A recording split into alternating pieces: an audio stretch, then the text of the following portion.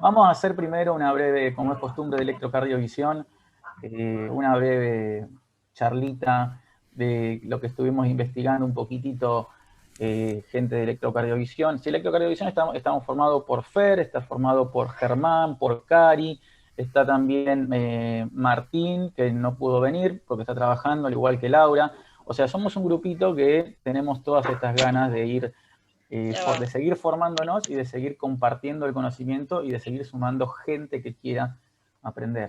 Entonces dijimos, bueno, vamos, ya que somos un grupo y que bueno, también tenemos intenciones de investigación, dijimos, bueno, vamos a investigar algo que por ahí no estemos todavía muy duchos, algo que tengamos que movernos nosotros para saber qué hay y contarles qué buscamos y cómo lo buscamos. Y es así como nos dividimos un par de temas y sabemos que hoy por hoy el tema madre es la pandemia, es el COVID, y que a todos nos gusta saber qué hay y al mismo tiempo nos da muchísima incertidumbre y que lo que se escribió en mayo del año pasado está obsoleto, quedó fuera de contexto cuando el año pasado era el notición y hoy se están descubriendo nuevas cosas, lo cual es completamente obvio porque lo estamos transitando.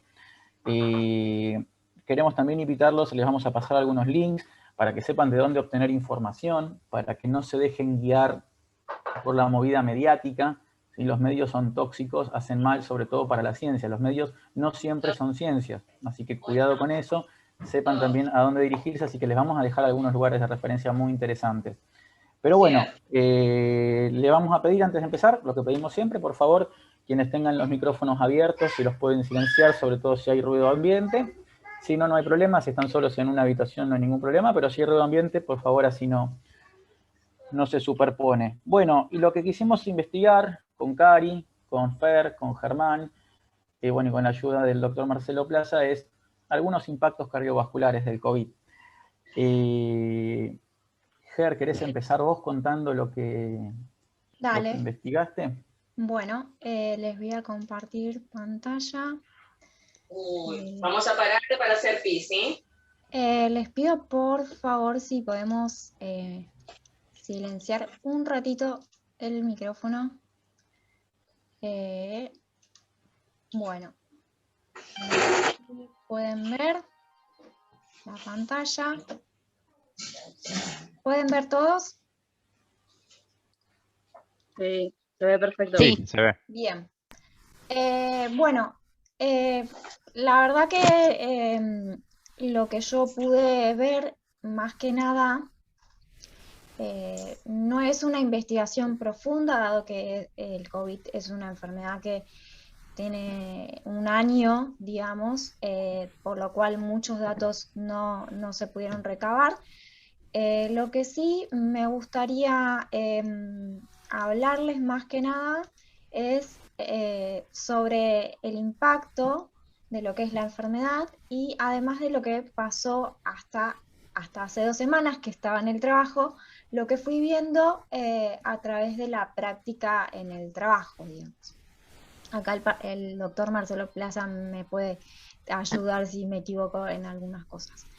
Bueno, como sabemos, el COVID es una enfermedad infecciosa reciente y en lo cual venimos un año con esto y vimos pacientes que recién ahora están transitando el post-COVID, digamos, dejando atrás la enfermedad, y vimos que hay un montón de secuelas a nivel cardiovascular.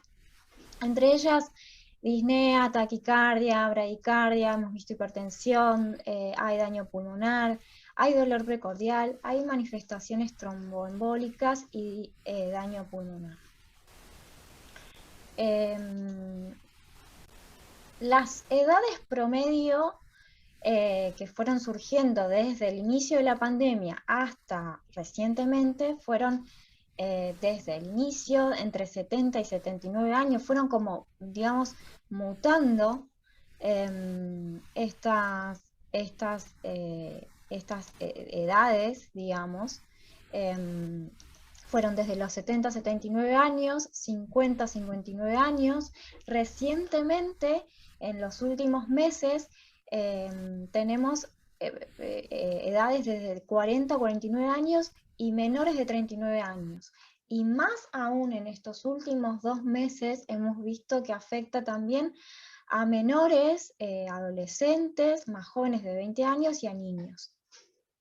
Hay un estudio que se ha hecho en Alemania que pudieron evaluar el año pasado a 100 pacientes.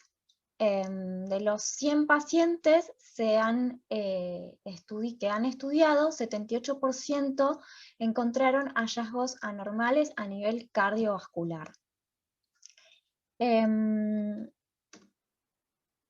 Seguimos por acá. Bien.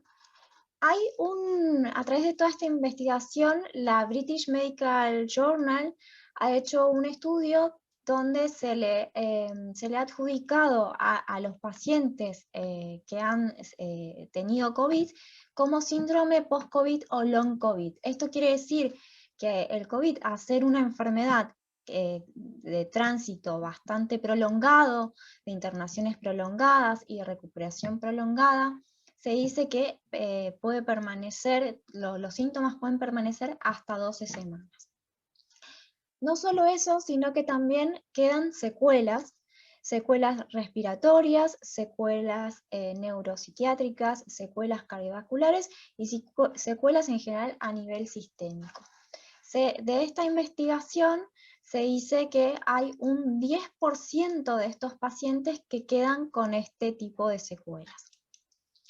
Si me permiten un segundito, voy a admitir al resto de las personas. Ahí va. Bueno, entonces lo que les decía que a través de esta fuente de British Medical Journal se dice que un 10% de todos estos pacientes que han cursado COVID, ya sea con síntomas o sin síntomas, quedan con secuelas a nivel de los sistemas, ¿sí? Bien, lo que les decía es que últimamente esta enfermedad ha arrastrado a personas de menor edad. Y leyendo entre las noticias y entre lo que he podido leer hasta últimas semanas, me llamó la atención la información, la noticia de un futbolista, un delantero de Gimnasia, Lucas Barrios, de 36 años, que ha sido reinfectado con COVID 2 veces, en la cual antes de empezar su entrenamiento han tenido chequeos cardiológicos, le han hecho todo tipo de controles y han descubierto que tenía una miocarditis inflamatoria viral. Por lo tanto, sí. Sí, haciendo una acotación también a esto que va justo al caso de un futbolista, hoy justo salió la noticia de que Cardona, el jugador de Boca, también tuvo una miocarditis, y nada, para acotar, digamos, una miocarditis por COVID. Sí, también debe estar en el mismo rango etario, y son personas sanas que están controladas todo el tiempo, son deportistas de muy alto rendimiento, si bien sabemos que los deportistas de alto rendimiento pueden generar a lo largo de su carrera algún tipo de miocardiopatía, este no sería el caso de estos dos jugadores, así que fíjense a nivel cómo afecta las secuelas que tiene esta enfermedad, que es de gran impacto. Por otro lado, las evidencias que se van dando son de día a día, por eso estamos a contrarreloj. Es una enfermedad reciente, como les decía, tenemos poca evidencia, día a día van surgiendo nuevas estadísticas.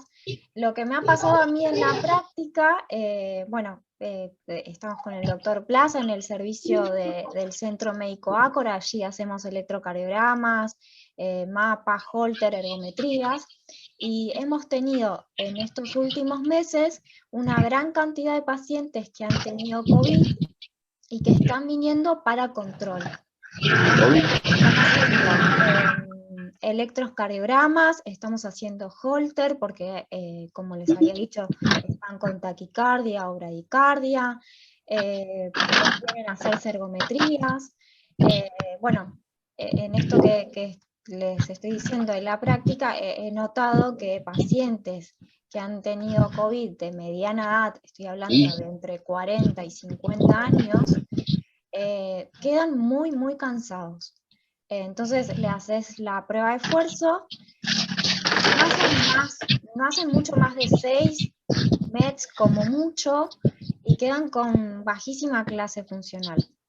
Les falta mucho el aire, quedan como muy agotados. Eso es lo que hemos visto en la práctica. Por otro lado, también hemos hecho mucho holter, mucho mapa. Eso es son como los controles que se van haciendo a raíz de estas secuelas que van quedando. Por otro lado, y como para terminar, simplemente... Fer, discúlpame un segundito. Quiero pedir, por favor, a alguien que tiene sin querer, obviamente, abierto el micrófono, si por favor puede cerrarlo, así no se superpone el ruido. Gracias. Bueno, como para terminar, y es no mucho más de lo que puedo decir, es que es muy importante quienes hayan cursado la enfermedad, ya sea con o sin síntomas, que no deben dejar de realizarse controles. Sabemos que a lo largo de la pandemia, muchos pacientes cardiovasculares han dejado de asistir por miedo o por las restricciones a hacerse los controles necesarios. Aún más, es mucho más importante, a pesar de que seguimos con restricciones y sabemos que esto va a ir para largo, aquellos pacientes que hayan cursado la enfermedad, que no dejen de hacerse los controles, porque realmente es una enfermedad que todavía no tenemos demasiadas evidencias, demasiadas estadísticas, pero sabemos que es una enfermedad larga y que deja muchas secuelas. Entre los estudios más importantes que se están haciendo son análisis de sangre, electrocardiograma, ecocardiografía, largometría, el holter y el mapa. Y sabemos que bueno, estos estudios van a seguir haciéndose a lo largo de todo este tiempo, y que es súper importante que bueno, nosotros como profesionales también, si es que podemos y si es que nos da el tiempo, también poder como ayudar en comunidad a recabar datos también es muy importante para ver y investigar cómo sigue esto. Así que bueno, eso es todo. Espero que les haya gustado. Genial, Fer. La verdad que bueno, surgen muchas preguntas, pero bueno, quiero, si Marce puede hacer alguna acotación de lo que están viendo en el centro. Bueno, ¿cómo están? Buen día, saludos a todos. Con muchos ya nos conocemos y con los otros, bueno, nada. Yo soy un colega más del equipo de salud de muchos centros, y ahí he llegado a conocer a Seba, a Fer, que para mí es Luisa, y varios de los chicos que están ahí.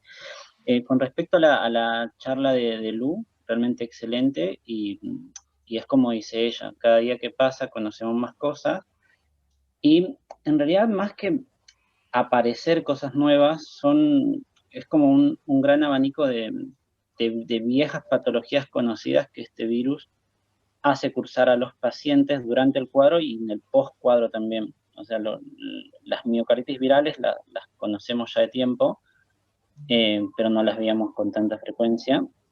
Y el porcentaje de qué pacientes tiene la miocarditis o le ha quedado una secuela de miocarditis va a variar mucho con qué lupa uno la busque. Hay pequeñas miocarditis que si uno busca con una resonancia la va a encontrar, y hay grandes miocarditis que la ves en el electro, en el eco y con flor de arritmia por todos lados. Por eso el porcentaje va a ser variable. Creo yo que el caso de los deportistas de primera división o de elite es interesante como para sacar una buena estadística, porque a la mayoría, como son de alta competencia, se los va a estudiar a fondo antes de hacerlos volver a competir. Dudo mucho que estén haciendo una estadística general con ese grupo de pacientes tan estudiado. Cada equipo hará su resumen interno y dirán, bueno, vos todavía no jugás, vos sí, pero estaría bueno que se haga una estadística global de ese grupo de pacientes, porque en realidad los estudiaste a fondo, y capaz que las pequeñas miocarditis, ahí sí se van a encontrar. Puede ser que sea más el porcentaje de pacientes que han quedado con secuela de lo que estamos viendo. Y no, es como decía Lu, se ven varias cosas en el post, pero es como un post-miocarditis. La miocarditis puede tener un curso agudo y en el momento mostrar arritmia, taquicardia o algún daño muscular ventricular, Y en el post, esa cicatriz puede ser arritmogénica, y lo vemos en el Holter, que pacientes que nunca han tenido nada tienen extrasístoles ventriculares, y en la ergometría también hacen más arritmia que en otros momentos. Y lo que tenemos que empezar a esos pequeños pacientes que en algún momento dan una señal de que ha sufrido el corazón, ya sea por análisis de sangre, que el marcador más sensible específico es la troponina, o si en algún electroergometría o en algún lugar le encontramos alguna arritmia nueva, a ellos tal vez seleccionarlos y hacerle una imagen cardíaca, eco, y si es posible una resonancia, como para encararlo. Es distinto obviamente el paciente que va a alto rendimiento y el paciente en su vida cotidiana. Una mínima miocarditis con poca carga rítmica es como para irlo controlando y viendo a ver cómo evoluciona, que se le pase el cuadro y ver qué secuelas queda. Y el desafío es en un deportista de alto rendimiento, en qué momento le autoriza de nuevo a competir, porque es como te digo, capaz que le encontraron una mínima troponina, no sé, 1 milímetro de inflamación en la resonancia, pero ¿y quién le firma el apto? Yo no sé, pero bueno, es básicamente eso. Todo depende con qué lupa uno lo busque, qué miocarditis es clínicamente significativa, lo vamos a ir sabiendo yo creo en el más adelante, pero sí, es estar atentos y nada, el déficit creo que no solo de nuestro país, sino de muchos países, es el tema de la estadística. Si uno pudiera tabular y ver a los pacientes que han tenido oportunidad de estudiarlos bien a fondo y luego mostrar esa estadística, estaría bueno, pero dudo mucho que se esté haciendo. Perfecto. Muchas gracias, Marce, espectacular. Sí, la realidad es que, bueno, simplemente para acotar algo, lo único que nos queda es el día a día, y pensar en estudios randomizados a largo plazo todavía no se puede, así que la experimentación, por más cortes grandes que sean, todavía falta tiempo. Es como, sin meternos mucho en detalle, queda con lo que pasó con la vacuna. Perdón, lo que pasó con la vacuna, y si va a dar resultado, si no da resultado, todo es microexperimental, lamentablemente, y bueno, hay que darle tiempo al tiempo. Gracias, Fer. Germán, ¿querés seguir, te parece? Porque en realidad yo había dicho Ger. Vale. Sí, te preparaste ahí como para salir a la cancha, y Fer se mandó porque, claro, entendió claro, Fer. Sí, pero yo también me quedó la duda. Bárbaro, ¿Dijo igual. Fer, Ger? Bueno, igual él me ayudó. Ahí te pongo para compartir, ya está. Ger. Dale. Ger. A ver ahí. Me confirman si pueden ver. Ahí está queriendo. Ahí está queriendo. Bien. Bueno, yo lo que estuve buscando un poquito fue sobre los antihipertensivos y más que nada los antihipertensivos en los pacientes que presentaban COVID. Específicamente los IECA, que son los inhibidores de la enzima convertidora de angiotensina, y los ARA2, que son los antagonistas de los receptores de angiotensina 2. Recuerdo el año pasado, a principio de año, cuando arrancó todo esto de la pandemia, me había llamado la atención que había leído varios artículos en los que algunos médicos recomendaban suspender este tratamiento antihipertensivo, mientras que otros, por el contrario, decían no hay que suspenderlo, todo lo contrario. Y hasta incluso lo había visto en la tele, lo que me llamaba la atención, y sinceramente después no averigüé más nada. Entonces ahora lo que hice fue leer un poquito sobre el tema, a ver en qué había quedado todo eso que había salido a la luz el año pasado.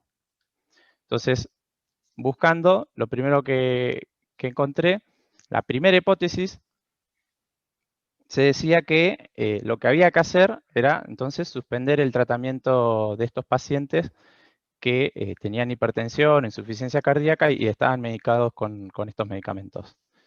Esta hipótesis nace en China, en el mismo lugar donde nace la pandemia, en Wuhan, y por medio de estudios experimentales que hicieron en ratones, llegaron a la conclusión de que era contraproducente que los pacientes que estaban medicados crónicamente con IECA o ARA2, era como que exacerbaba la enfermedad por COVID, en caso de ser portador de COVID y tener la enfermedad. Eso fue, por un lado, lo que salió a decir los estudios hechos en China. Por suerte, rápidamente, las diferentes sociedades cardiológicas del mundo salieron a investigar un poco más y lo que dijeron fue que no había que suspender el tratamiento, sino por el contrario, había que continuarlo. Porque de esta manera, uno al suspender el tratamiento no se sabía, la realidad es que no se sabía bien con evidencia qué es lo que iba a pasar, pero lo que sí se sabía es que si uno interrumpía el tratamiento antihipertensivo, le íbamos a desregular eso que ya estábamos regulando, la tensión arterial. Entonces, esta segunda hipótesis lo que decía es que había que continuar. Y luego, ahora leyendo, surge una tercera hipótesis que incluso lo que dice es que los medicamentos, este tipo de medicamento que lo que hace es inhibir el sistema de renina, angiotensina, aldosterona, incluso podría hasta ser beneficioso y ayudar a los pacientes que son portadores y tienen la enfermedad, ayudar a que el curso de la enfermedad sea menos dañino.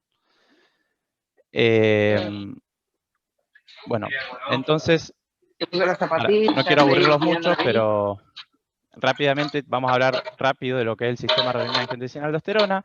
Básicamente, el hígado secreta el angiotensinógeno, que a través de la renina, que es una enzima que secreta el riñón, se transforma en angiotensina 1. La angiotensina 1 es la que, a través de la ECA, la enzima convertidora de angiotensina, se va a transformar en angiotensina 2. La angiotensina 2, por otro lado, aumenta los niveles de aldosterona y también con su receptor, que es el AT1, va a dar su efecto sistémico, que es la vasoconstricción, el aumento de la tensión arterial. Y también tiene efectos proinflamatorios y de fibrosis. Entonces, ¿qué es lo que sucede?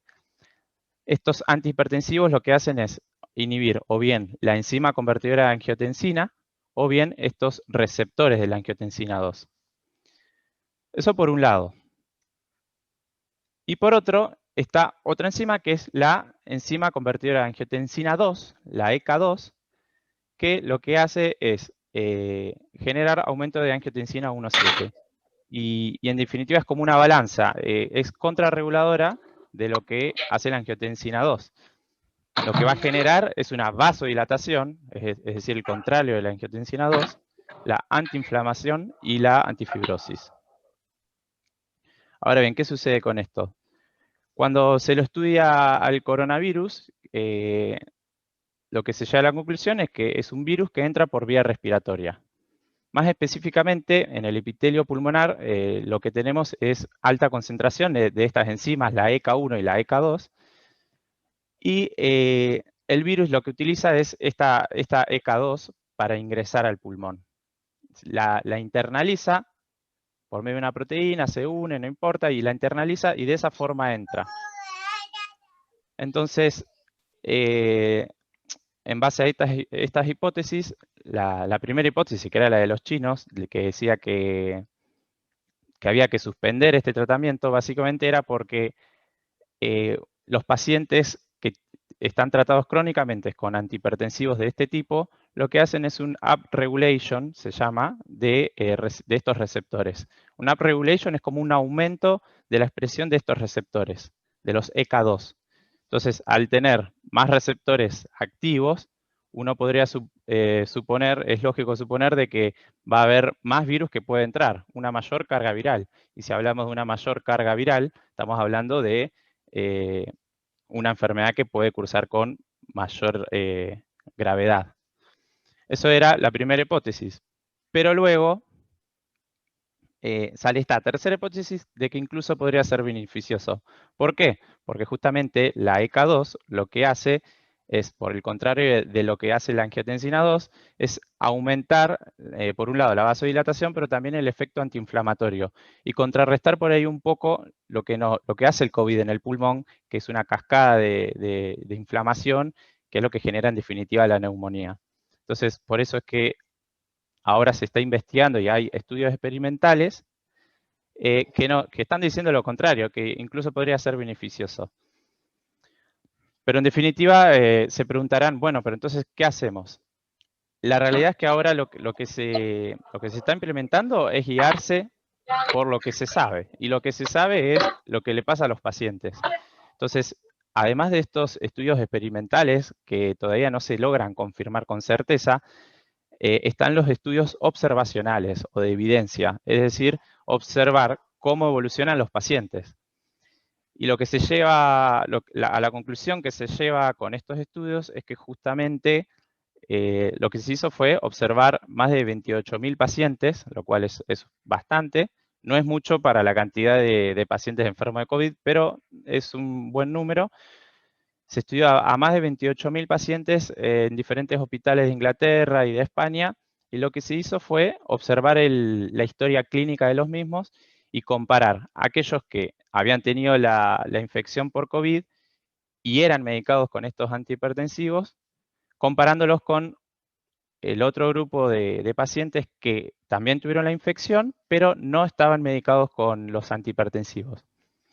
Y la conclusión que se lleva, justamente observando, es que los pacientes que tenían antihipertensivos, por lo general cursaban mejor la enfermedad e incluso hasta, o sea, no era esto, cursaban mejor la enfermedad. Entonces, bueno, esa es la conclusión en definitiva, de que lo que dice ahora, por el momento lo que se sabe es que no hay que suspender el tratamiento y que incluso podría generar una mejoría.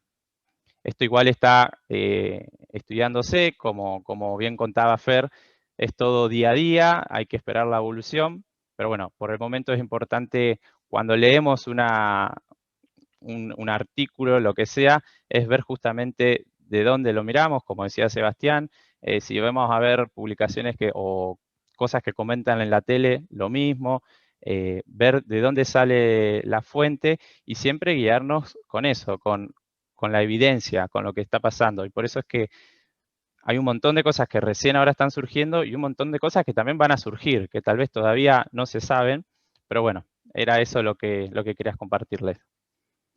Muy bien, Germán. A ver. Perfecto. Ahí está. Impresionante. Excelente. Impresionante. Es increíble ver cómo van surgiendo cosas en el día a día, ¿no? Y cuánta incertidumbre genera. En primer lugar, siempre incertidumbre para el paciente, pero también hay incertidumbre para los mismos profesionales, porque, bueno, ¿qué hacemos? ¿Suspendemos? ¿No suspendemos? Marce, ¿vos tenés alguna experiencia con esto de los IECA?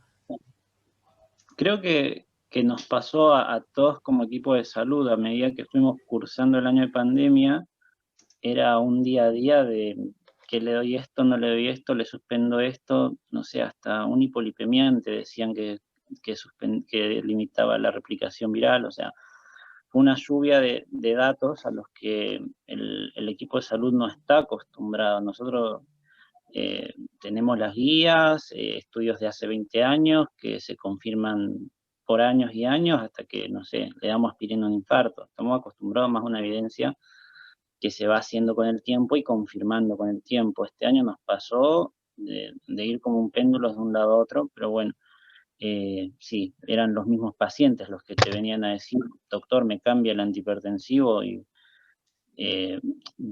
ante la duda, si el paciente no lo desconfía y no lo va a tomar, yo se lo rotaba por otro, pero nunca lo dejábamos sin antihipertensivo.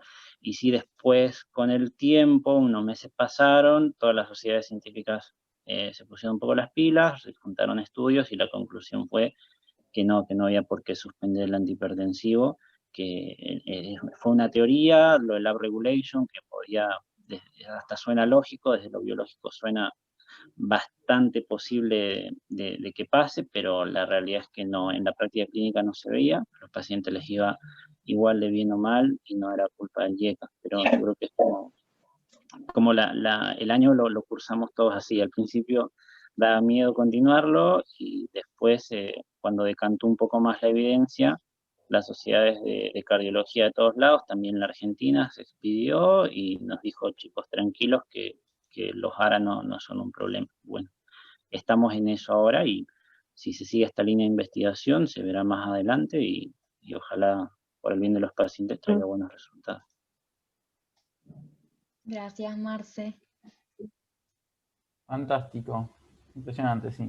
Bueno, yo creo que más allá, digamos lo que digamos, hagamos las investigaciones que hagamos, las exposiciones que pongamos, la conclusión va a seguir siendo la misma, pero bueno, es interesante, igualmente, es preferible formar parte de la conversación, por más que no sepamos el final.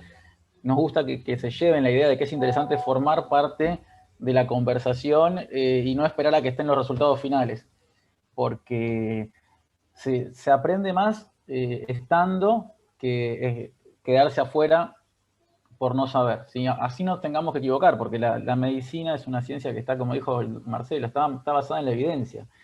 Estamos acostumbrados a guías que son estudios randomizados, que incluso hay guías que estamos manejando que tienen 10 años, 5 años, y hoy tenemos un avance científico que crece exponencialmente, la tecnología que crece exponencialmente, y en el medio la pandemia, que no para de crecer exponencialmente. Entonces, si nos quedamos afuera, es el error más grave que podemos cometer, a estar en la conversación y tratar de hacer la evidencia y después ver los resultados. De hecho, la medicina se escribió así toda la vida. Bien, seguimos así, no perdemos. Cari, ¿querés seguir? Sí, acá estoy. Buenísimo. Ahí te puse para compartir, Cari. Cari va a sacar su especialidad. Qué grande. Gracias, Cari. Te me silenciaste. Sí, para avisar que no hagan tanto ruido. Bueno, a ver, ahí estamos. Para que me corro acá. No sé qué hice. Pero justo las tengo ustedes ahí abajo y no podía ponerlo en presentación. Bueno, antes que nada, obviamente, robé la foto de la exhibición, así que primeramente quería darle, ¿no es cierto?, decirle a todos muy feliz día, y creo que esto nos representa mucho. La verdad que la imagen me encantó, pero es una genia, así que nada, yo estoy, como todos saben, estoy en el servicio de ecocardiografía, lo mío es más imágenes, y últimamente nosotros estuvimos trabajando con todo lo que tenga que ver con protocolos de ecocardiografía, junto con el de hipertensión, junto con el de todo lo que es los médicos clínicos, traumatología también, kinesio, digamos. Y bueno, y estamos haciendo todavía, porque la verdad es que todo es muy nuevo, sobre todo el hecho de tener tanta cantidad de pacientes, y hemos elegido un grupo de pacientes que solamente fueron internados en terapia intermedia o en terapia intensiva, que han recibido oxígeno y que han estado entubados, así que nos manejamos más con ese grupo de pacientes.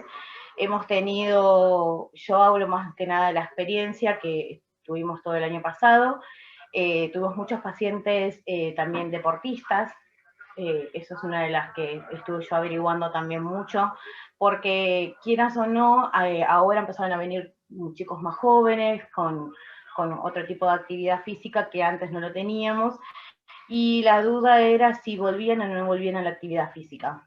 Averiguando, escuchando webinars de la SAC y esas cosas, la verdad que hicieron en Estados Unidos, realizaron un estudio donde había 800 atletas, y de esos 800 atletas dividieron nada más que solamente 30 deportistas. De eso se les evaluaban, como se está haciendo acá, troponina, electro, eco, y de ese grupo nada más se les hizo 5 pacientes se les han hecho nada más que rezo, a otros 15 solamente ecoestrés, y a los que restaban se les hacía ecoestrés y resonancia, ¿no? Si ustedes saben que el ecoestrés es muy importante, así como la ergometría, como dijo Fer, acá en Argentina lamentablemente la ergometría está con un poco de escasez. No sé si les pasa a ustedes en los centros que están o en los hospitales, por ejemplo, no se está realizando, por lo menos en el mío no se hace, que es en el Argerich, más que nada por la exposición que tenemos, ¿no es cierto?, con el paciente, pero sí se está realizando mucho ecoestrés, que aparte porque nos aporta demasiada información. Imagínense que son pacientes que han tenido motilidad normal y obviamente no todos, pero en un porcentaje han tenido algún cambio de motilidad en el ventrículo. La verdad que, bueno, consiguiendo con esto que estuve averiguando, que hablaba mucho el doctor Cingolari, que es de Estados Unidos, que estuvo con todo este proyecto de los atletas averiguando, él decía que a 25 de estos pacientes, de estos atletas, les fue muy bien, las rezos salieron perfectas, los ECOS-3 también, y solo un 5 pacientes nada más han evolucionado con miocardiopatías por microtrombosis, o sea, con inflamación. Y estos pacientes que han sufrido esta inflamación, como le ha pasado, o la miocarditis, como ha pasado con estos dos futbolistas, ¿no? Que después de hacerse tantos controles, les surgió este inconveniente. Imagínense, de 800 saltamos a 30 y de 30 saltamos a 5. O sea, el porcentaje es mínimo, más allá de que ellos son recontrolados, no solo como lo dijeron anteriormente, están todo el tiempo con un control constante, todo el tiempo están haciéndoles estudios, ¿no es cierto? Entonces yo me ponía a pensar, ¿no? Si a estos pacientes que son atletas, estamos hablando de alto rendimiento y que siempre llevan un control, ¿cómo no le va a pasar a un paciente que viene y hace actividad física solamente en un gimnasio? O que sale, o porque le gusta la actividad física de por sí. ¿Cómo cuando vienen vienen a la consulta, vienen nerviosos, vienen ansiosos, vienen preguntando si realmente les puede pasar esto? Lamentablemente, obviamente esto no lo vamos día a día, y sí tenemos un porcentaje de que sí ha sufrido síntomas y ha tenido otro tipo de inflamación cardiológica, pero sí lo que podemos decir, y pude averiguar más o menos, que a pesar de tener estas inflamaciones y de tener estos tipos de miocardopatía, los pacientes pueden volver a su actividad física normal. Obviamente con otro tipo de control, mucho más seguido, y no es lo mismo. Una de las cosas que yo estuve viendo es que no es lo mismo tener síntomas leves a moderado. Yo acá estoy hablando de pacientes que han tenido síntomas moderados, o sea que de moderado casi severos. No estoy hablando de pacientes que han tenido síntomas leves, o de atletas, o de pacientes que hacen deporte nada más y han tenido síntomas leves como fiebre, ¿no es cierto?, los que ya conocemos. Sino estoy hablando de estos pacientes que han tenido síntomas moderados, donde han requerido han tenido una neumonía, han tenido otro tipo de síntomas que les han afectado al corazón. Lo que sí es muy importante, la evaluación por imagen, tanto la reso como la ecocardiografía. Obviamente el electro te aporta también, la ergometría también te aporta, el Holter también te aporta, pero es una de lo que estuve viendo es que es uno de las imágenes son los que más nos van a aportar, tanto a los médicos, a todo profesional les va a aportar demasiada información, ¿no? Porque si de repente yo tengo un paciente que ha ingresado normal, sin ningún síntoma, de 30 y pico de años o de 50, más o menos esa es la edad, y a los 3 meses yo le hago un eco y veo que el eco normal, la primera evaluación que se hace cuando sale del post-COVID, es normal, y a los 3 meses o a los 6 meses lo vuelvo a evaluar y me doy cuenta que tienes cambios de motilidad, la única forma que me puedo dar cuenta que tiene cambios de motilidad es por imágenes. Por eso los protocolos que se están realizando, por lo menos acá en Argentina, es sale el paciente de internación, se le hace el eco de internación para ver cómo sale el paciente, si está bien, cómo está su situación de inyección, cómo está su función.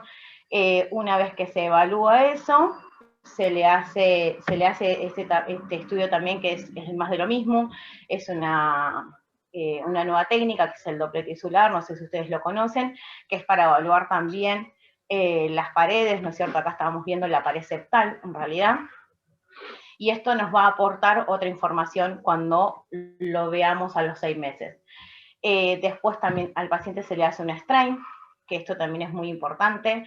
El strain, acuérdense que lo que vamos a evaluar es todo lo que es el ventrículo izquierdo, y los valores tienen que ser negativos. Si es positivo es porque hay algo que no está bien, o hay que ver si anteriormente el paciente tuvo algún problema cardiológico. Yo estoy hablando de pacientes normales, no estoy hablando de pacientes que han tenido infartos o esas cosas, ¿sí?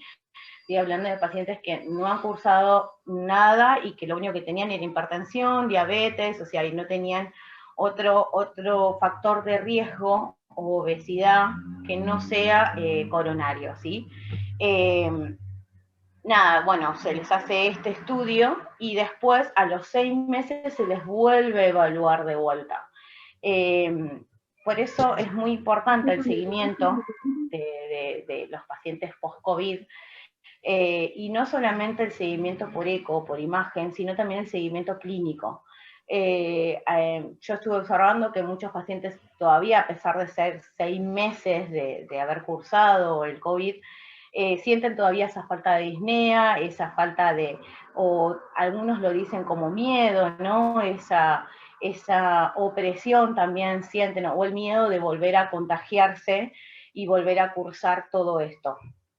Los pacientes que han salido de terapia, cuando volvieron, que los estamos viendo ahora, todos coinciden con lo mismo, les cuesta mucho volver a su actividad normal, y por eso esta evaluación, por eso estuvimos haciendo ese protocolo para ver cómo evolucionaban estos pacientes, ya que del 50% todos coinciden con lo mismo, disnea, y mucha falta de concentración también. Así que yo más o menos esto es muy nuevito, por lo menos en lo que es en imágenes.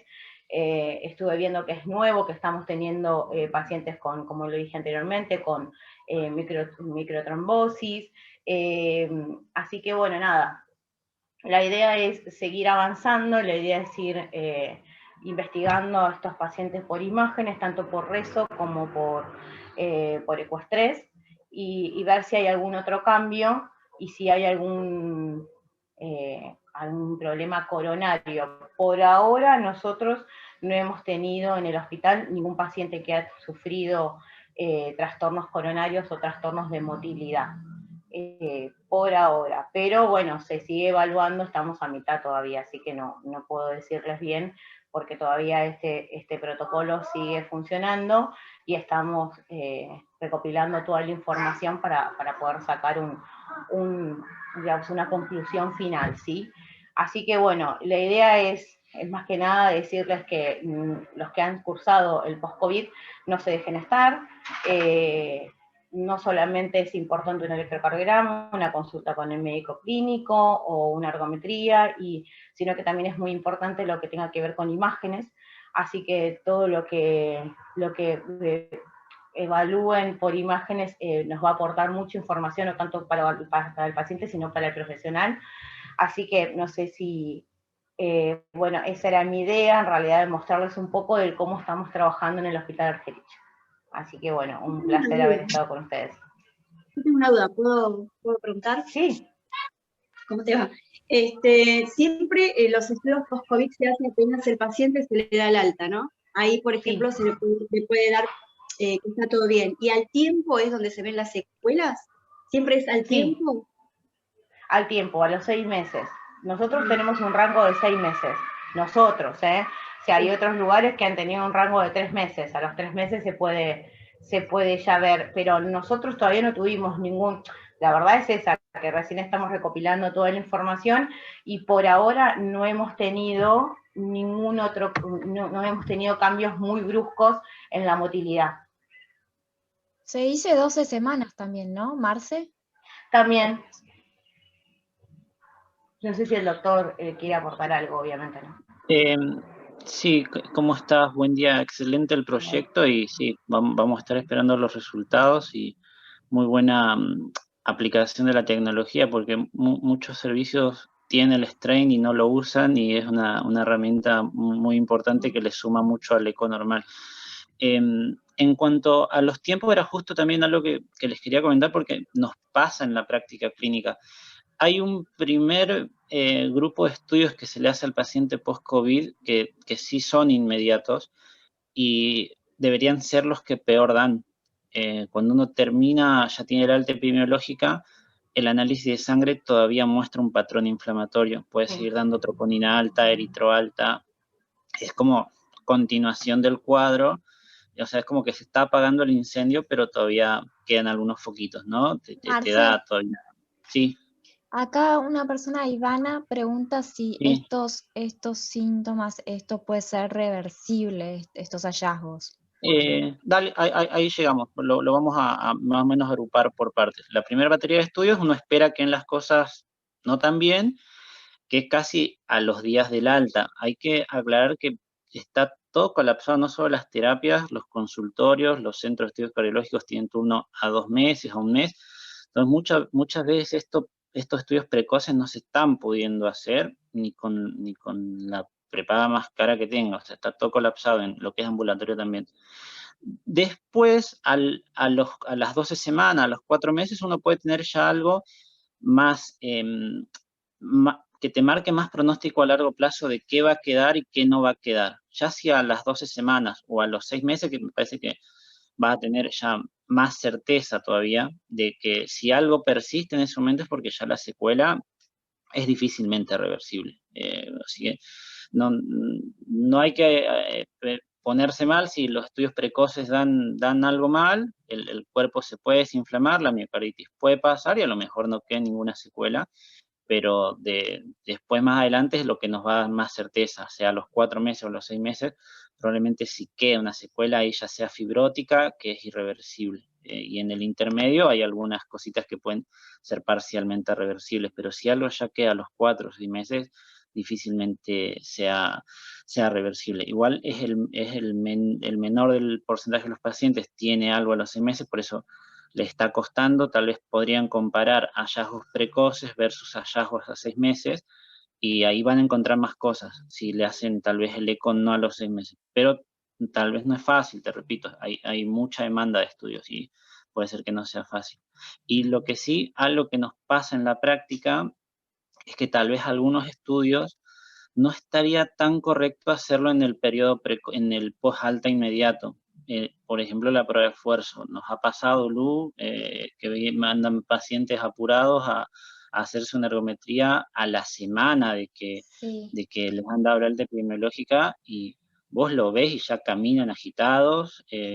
No nos traen el laboratorio a ver si tuvo troponina o no, pero lo ves taquicárdico, tirando extrasístoles, o sea, tampoco hay que apurarse y si hay que suspender el estudio. Además que están súper cansados, Marce, o sea, están como agotados de todo lo que fue la enfermedad, algunos hasta han estado internados y aún así les mandan a hacer una prueba de esfuerzo. Sí, someter a una prueba de esfuerzo a un paciente que no sabes si hizo o no miocarditis, porque lo que, como decíamos, depende con qué lupa lo buscas, capaz que no le han pedido una troponina y sí la hizo y lo subí ya a una cinta o a una bici a que llegue al 85%, es como mucho riesgo. Aparte no va a llegar o va a llegar en una etapa, sacás una conclusión errónea.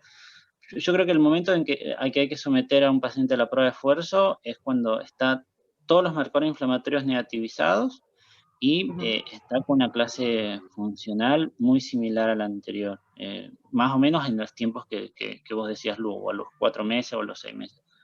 Pero bueno, no hay un consenso, no hay alguien que diga no se hace, pero está en nosotros nos ha pasado. Esta semana suspendieron 2 en el servicio porque era mucho el riesgo y no se gana nada. Y también la seguridad ante todo, como decimos. Doc, buenos días. ¿Hoy sería una contraindicación relativa? ¿Cómo, perdón? ¿Hoy sería una contraindicación relativa hacer el estudio O sea, depende del doctor, depende de cada... Claro, también depende, como decía... ¿Cómo evolucionó el paciente aparte? Cómo cursó el cuadro.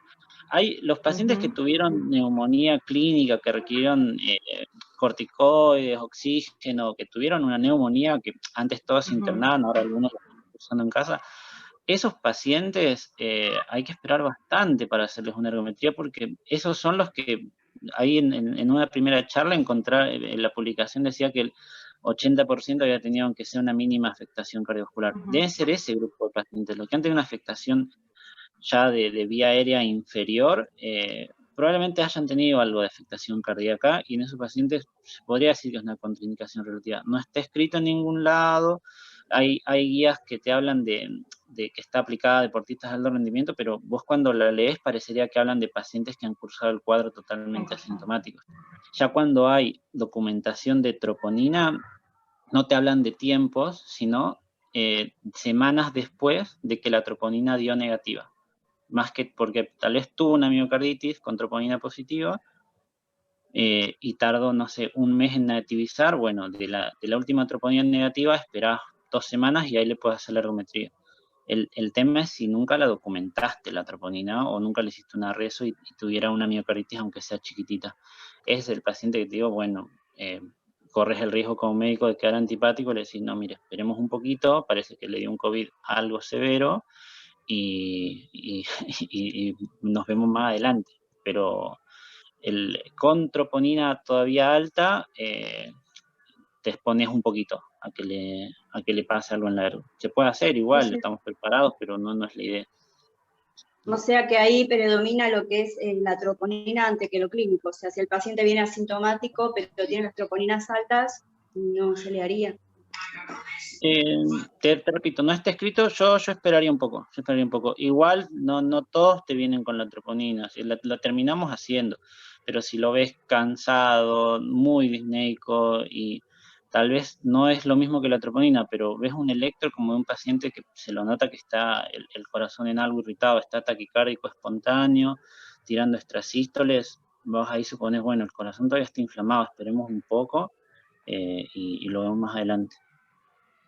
Yo debo aclarar algo, no sé si lo había dicho, pero nosotros en realidad se nos hace muy difícil, porque el protocolo es, sí o sí es antes de los 30 días, después de que si se da el alta, son 30 días que tenemos para poder hacerlo el eco. El tema es que estamos tan saturados, hay tantos pacientes que han cursado obviamente el COVID y que estuvieron en terapia mucho tiempo, que los médicos, obviamente, tanto los clínicos como los que están haciendo este protocolo, los cardiólogos y todo, no llegan a abasto, y siempre nos llegan después de los 30 meses, de los 30 días, digo, nos llegan a nosotros, por ejemplo. Entonces, cuando nos llegan después de los 30 días, ya a nosotros no nos sirve como protocolo para entrar en el protocolo. Sí o sí necesitamos que el paciente en esos 30 días, damos un rango de un mes, para realizarle el eco. Pero bueno, ya les digo, al principio fue fácil porque tomábamos pacientes que en realidad cursaban de leve a moderado, y hasta leve podría llegar a decir los síntomas, pero después nos dimos cuenta que no nos aportaba mucho, y entonces decidimos poner a los pacientes que ya estaban moderados y que estaban severos, que estaban internados. Pero esos grupo de pacientes ahora se nos hace muy difícil, porque al estar colapsado no llegan a nosotros. No me ha pasado que no llegan, y después de, no sé, cursaron el síntoma en el año pasado, en octubre, y vinieron ahora en febrero, enero. O sea, ya está, ya no podemos evaluarlo en realidad. Por eso nosotros tenemos, en el protocolo que estamos realizando, tenemos pacientes de leve a moderado. Los primeros eran leves porque eran re fáciles, entraban a los 30 días, apenas cursaban los síntomas, ahí nomás lo veía el clínico, lo evaluaban por hipertensión, por toda esa área de cardiología, y después pasaba a eco, y ese era más fácil. Pero bueno, ahora la verdad que se nos está un poco complicando la realización de los estudios antes de los 30 días. no sé si les pasa a todos, pero por lo menos a nosotros nos está pasando eso, que estamos tan colapsados que no podemos llegar a realizar el protocolo como se debe. Porque así como lo estaba diciendo que decía Lorena, es así, es tal cual, es a los 30 días del alta, como máximo un mes, y después a los 6 meses y después al año.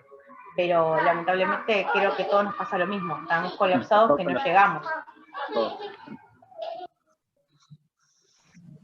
Fantástico. Bueno, ojalá que se pueda seguir con todo esto, porque bueno, va a aportar mucho, sobre todo el después.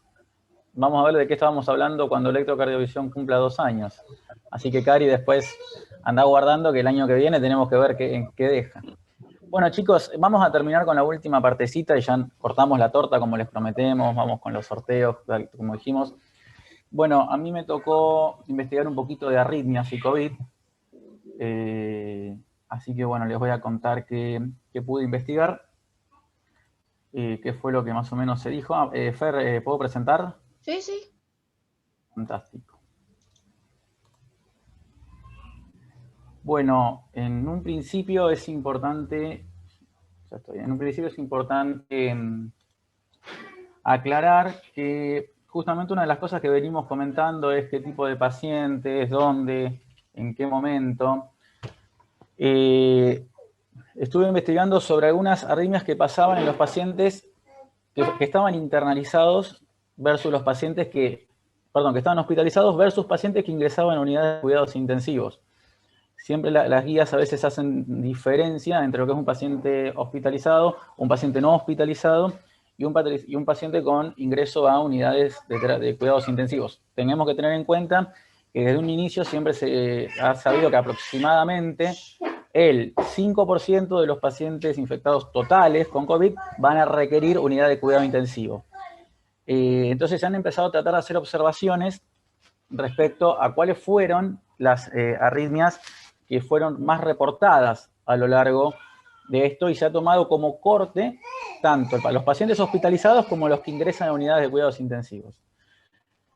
La que más ha predominado, por lo menos hasta el momento, es la fibrilación auricular y le siguen después las bradicardias, los bloqueos cardíacos y también episodios de taquicardia ventricular no sostenida. Y de un 4 al 8% reportaron, perdón, 4,8 al 5,6% reportaron taquicardia ventricular y fibrilación ventricular y actividad eléctrica sin pulso. Esto es en pacientes ingresados a unidad de cuidados intensivos. Esto quiere decir que pacientes hospitalizados que tal vez no requirieron el ingreso a UCI, no están, o las tuvieron, lo tuvieron en menor medida. En un principio, los primeros estudios, digamos, que se hicieron, por lo menos en Estados Unidos, desde la Universidad de Pensilvania, habían arrojado, sí, que una pequeña corte de pacientes que había ingresado a UCI había intercurrido o tenía episodios de arritmias cardíacas. Los primeros reportes de arritmias cardíacas no estaban claros qué arritmias, cómo se manifestaban, qué carga arrítmica tenían.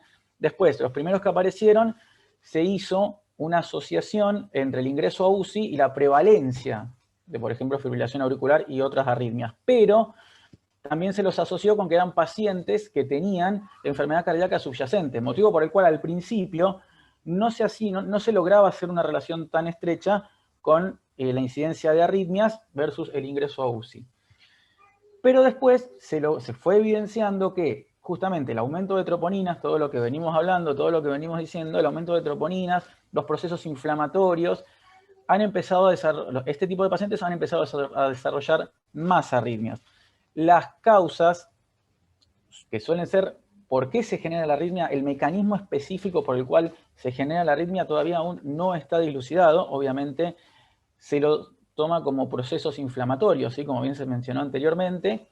Tenemos la miocarditis, que es un proceso inflamatorio, una miocarditis viral, obviamente que genera en determinados sectores del corazón que obviamente pueden actuar como focos arritmogénicos, pero no queda bien en claro el mecanismo. A su vez, también hay que tener en cuenta que todos estos procesos generan alteraciones hidroelectrolíticas en el sodio, en el potasio, las cuales siempre son prevalentes para generar arritmias. De la misma manera que la hipoxia y otro tipo de trastornos metabólicos. Entonces, lo que hay que tener en cuenta es que estamos hablando de pacientes críticos que desarrollan alteraciones subyacentes, las cuales generarán mecanismos arritmogénicos. Es decir, ¿qué quiero decir con esto? Que no se le asocia al COVID por sí como patología estricta los mecanismos arritmogénicos, sino las consecuencias de que trae el COVID y que por eso se generan las arritmias. Respecto al tratamiento, lo que se ha utilizado, que ha sido muy conocido en un principio, fue la hidroxicloroquina, que en realidad se utilizaba para pacientes con enfermedades reumatológicas, y bueno, al principio se intentó utilizar, pero han tenido que suspenderse muchísimo este tipo de aplicaciones porque se han visto ejemplos que traían arritmias porque justamente prolongaba el intervalo QT, lo que predisponía a generar taquicardias ventriculares en torsión de puntas, y bueno, lógicamente lo que eso conlleva. Entonces ha quedado la hidroxicloroquina como corrida del tratamiento para poder enfrentar las arritmias, ¿no? Más allá de que algunos estudios han dicho que si se hace de manera bien controlada, con el monitoreo electrocardiográfico correspondiente, mientras el paciente está cursando la internación, podría llegar a ser una solución, pero no está randomizado el estudio. Lo que investigué que se sigue utilizando, pero de manera convencional y no porque realmente así sea, es la amiodarona como tratamiento convencional de las arritmias. Otra cosa que me pareció interesante es que se utilizan ciertos parámetros, ciertos marcadores del electrocardiograma como para prevención de muerte súbita. Es decir, no como para prevención, sino como predictor de la muerte súbita en pacientes con neumonías de severa a graves y críticas. Y lo que más, si bien todavía esto está en estudios, se están evaluando intervalos que dan lo que se llama dispersión transmural de la repolarización ventricular, TDI, que es un valor que surge del intervalo TPE sobre el QT corregido. El intervalo TPE se mide desde el pico de la onda T, la P es de peak, hasta el final de la onda T, es decir, sería la rampa descendente, o sea, la E de N, que es el pico de la T hasta el final. Ese intervalo se llama TPE y se hace una división sobre el intervalo QT corregido y se obtiene un valor que se le llama dispersión transmural de la repolarización ventricular. Y otro marcador que se utiliza del electrocardiograma es el índice de equilibrio electrofisiológico cardíaco, que es el QT corregido, la duración del QT corregido sobre la duración del QRS. Se realiza en pacientes con neumonía leve a moderada, severa y crónica, y sus valores aumentados pueden llegar a sugerir la posibilidad de desarrollar arritmias, porque estamos hablando de prolongación en la repolarización y esto alteración en la repolarización que traiga como consecuencia subyacente la posibilidad de generar una taquicardia en torsión de puntas. Los estudios recientes arrojan que se observó una disminución de los valores del QRS en el grupo de pacientes con neumonía por COVID-19 críticas en comparación con el grupo de neumonía grave a leve, o sea que los más críticos llegaron a mostrar disminución del QRS respecto a los que estaban de leve a moderada o grave. Y se observan valores aumentados del QT corregido como consecuencia de este índice en el grupo de neumonía grave en comparación con los otros dos. Es decir, que el aumento de estos valores podría llegar a ser un predictor de arritmias, sin conocer la causa del porqué de las arritmias. Como conclusiones, es de destacar que los pacientes con neumonía mostraron cambios significativos en parámetros de la conducción y de la repolarización ventricular, en comparación con los controles. Aquellos con neumonía leve a moderada y grave por COVID-19 pueden tener un riesgo bajo de desarrollar torsión de puntas, pero el riesgo de taquicardia y fibrilación ventricular clásica todavía está presente en los grupos con COVID leve a moderada. O sea que fíjense, esto es lo que quiere decir que a pesar de esos índices y a pesar de que no se curse con una neumonía grave, se sigue teniendo todavía esa posibilidad. O sea que seguimos estando ahí como en un gris. Bien, más que nada quería mencionar, y bueno, y voy a aprovechar que está Marce, para que me termine de aportar respecto al tema de arritmias. No sé, Marce, si vos pudiste encontrar algo más.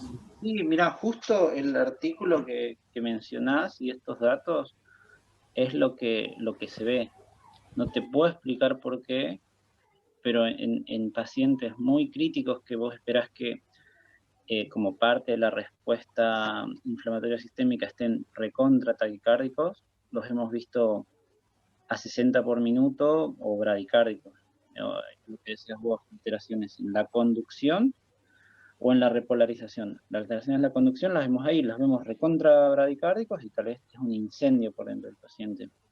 Obviamente hay algo que está limitando las propiedades o cronotrópicas del corazón o puntualmente en el nódulo sinusal. Y lo otro que se ve es arritmias ventriculares a raíz de trastornos de repolarización, como el QT prolongado. ¿Por qué? No se sabe. O sea, esto se puede dar independientemente de que tenga o no miocarditis. Ya la miocarditis es otra cosa, te puede dar arritmias supra o ventri por la propia irritación, pero en pacientes sin troponina, sin afectación, sin trastornos segmentales en el eco, se ve esto. Pueden hacer arritmias ventriculares o estar bradicárdicos. Inclusive a uno le hemos terminado poniendo un marcapaso porque hacía aleteo de baja respuesta y bradicardia sinusal, terminó con marcapaso. El por qué, la verdad, no lo sé explicar. No sé si es el virus que va al sistema de conducción o es parte de la respuesta inflamatoria que, entre tantas cosas, afecta al sistema de conducción del corazón. Y en el post-COVID, algo que tal vez no tiene tanto marketing, pero lo que se ve es pacientes que han quedado o con bradicardia sinusal o con taquicardia sinusal y que no han tenido cuadros tan severos. Te lo digo por dos amigas médicas han quedado con taquicardia sinusal y están con ivabradina. Y no soy su médico tratante, pero el especialista que los ha tratado dijo que lo está viendo bastante. Y la explicación es la misma, no sabemos bien por qué, pero algo le hace al sistema de conducción. No sé en qué porcentaje, pero se ve. ¿Sí, Lu? Bueno, con respecto a lo que decís, ahí en el servicio tuvimos un paciente re joven, creo que te habíamos contado de que le hicimos el electro, tenía como 37, 38 latidos por minuto, y como que nada, se fue a quejar porque le habíamos hecho el electro súper rápido, supuestamente, porque teníamos el EcoSur, se fue a quejar, qué sé yo, porque nada, Ale, la otra doctora, o sea, nuestra doctora que está con nosotros, informó bradicardia, qué sé yo, y volvió otra vez el paciente a que le hagamos otra vez un electro y le terminamos haciendo un holter también, pero era post-COVID, era joven, no tenía antecedentes, no era deportista ni nada de eso, y tenía una bradicardia bastante importante. Sí. Vino al consultorio, le expliqué, se convenció que está bradicárdico, está asintomático obviamente, pero era una bradicardia que él antes no tenía. Sí, y le quedó. Veremos después en el tiempo si recupera, ¿no? O si es asintomática, más que el escandalito que hizo el señor porque no creía en su electro, no le va a pasar nada, pero la taquicardia en algunos es un poquito molesta, más si hacen deporte y esas cosas, pero sí, ahí no les voy a mentir, chicos, no sé por qué, pero se ven esos trastornos. Marce, ¿vos tenés experiencia en estos indicadores de electrocardiográficos? No los hemos medido, pero estaría interesante medirlo. El vértigo un poco ahora en la terapia lo dificultaría un poco, pero por lo menos guardar para empezar a revisar después. O sea, a todos los que han hecho algo, agarrarnos los primeros electros y después con calma sí sentarse a verlo, pero puede ser una opción. Puede ser una opción por lo menos para predecir cuál va a ser algo.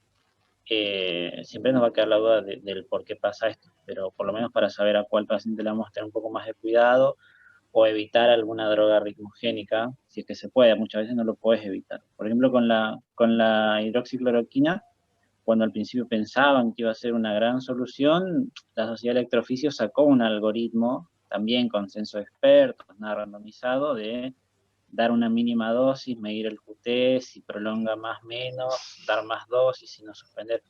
Como que se puede controlar el QT y estando monitorizado un paciente una arritmia ventricular rápidamente abortada con una cardioversión, no debería ser un gran problema, pero si podemos encontrar esos predictores, podrían ayudar a evitar el fármaco arritmogénico que no sea tan necesario, porque hay muchos antibióticos, hay muchos antipsicóticos que el paciente estado ventilado se le da a la hora de la extubación, y si tiene algún predictor de potencial arritmogénico en el electro, se podría evitar alguna que otra droga.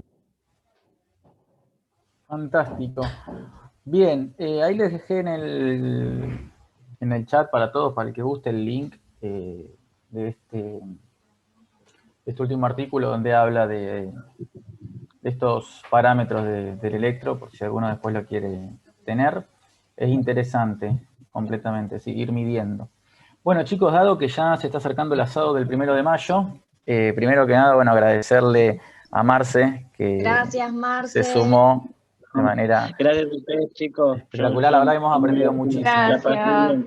Capaz que no Gracias soy el más científico del mundo, pero bueno, lo poco que se los comparto y mucho de experiencia que todos hemos tenido, ¿no? Para ir sumando cosas que nos han pasado y que a alguno le puede pasar. Entonces, bueno, la contamos entre nosotros para aprender un poco entre todos. Muchísimas Fantástico. gracias, Marce. Gracias, Marce, por los grandes aportes. Y bueno, gracias también Muchas gracias, doctor. A todos. Nos vemos. Gracias. Yo los dejo. Chao, chao. Gracias, Marce. Chao. Chao, chao. Bueno, vamos.